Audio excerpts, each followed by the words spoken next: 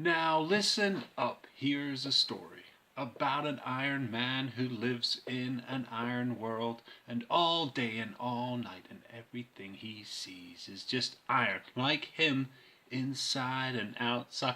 Iron his house with an iron little window and an iron Corvette, and everything is iron for him and himself and everybody around, 'cause he ain't got nobody. So listen. Week 7 of Countdown to Infinity War. Countdown to Infinity Wars. Countdown to Infinity Wars. Yeah.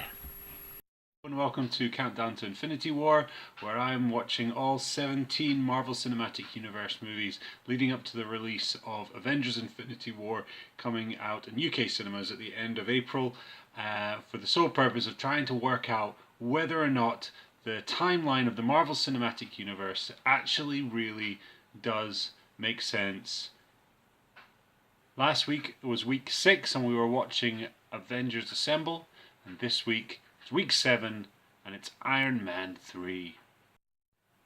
So without further ado, let's have a look at how Iron Man 3 has affected the Marvel Cinematic Universe timeline.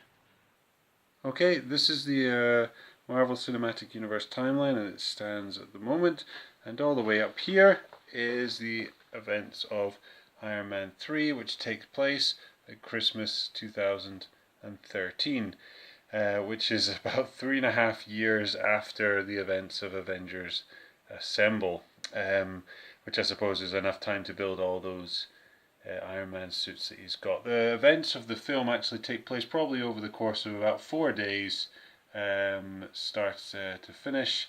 However, there was some other dates that kind of came in as well. We can see on June 25th, 2009, Extremis Phase 1 tests began. We saw that on a video that Tony Stark saw when he hacked into AIM, and of course very important time as well, December 1999, Tony was in Switzerland.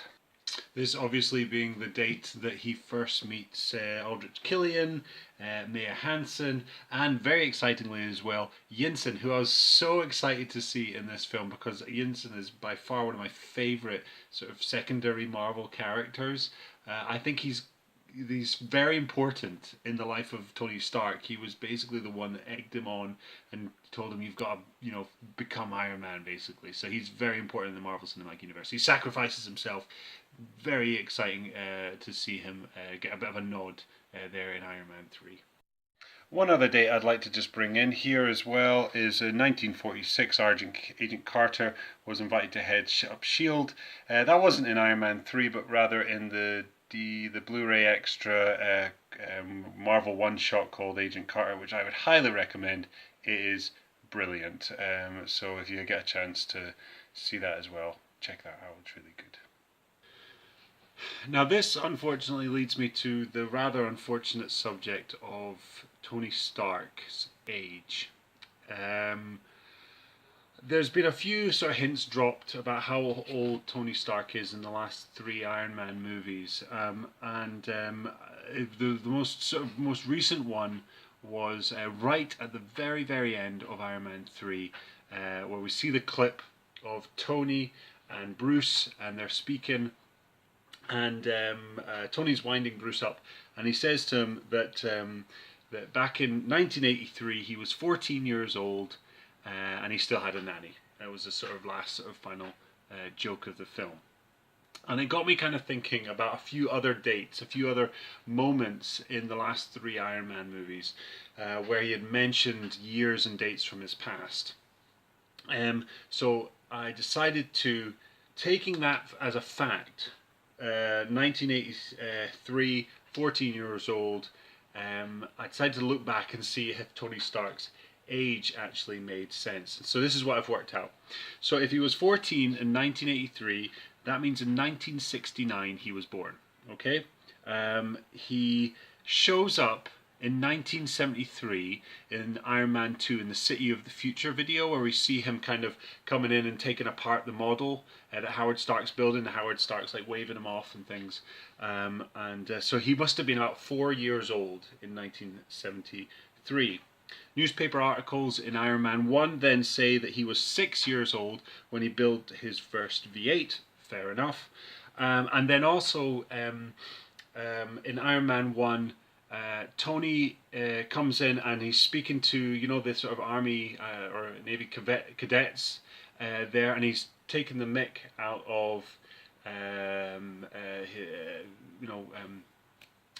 Colonel Rhodes, and he talks about a story that took place in 1987 when they were at spring break, which means in 1987 Tony and Rhodes would have been about 18 years old. So again, so far it kind of checks out as far as I can see.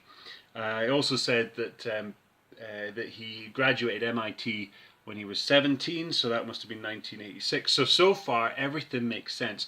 Where it all falls apart is unfortunately where it talks about the death of Howard and Marina Stark.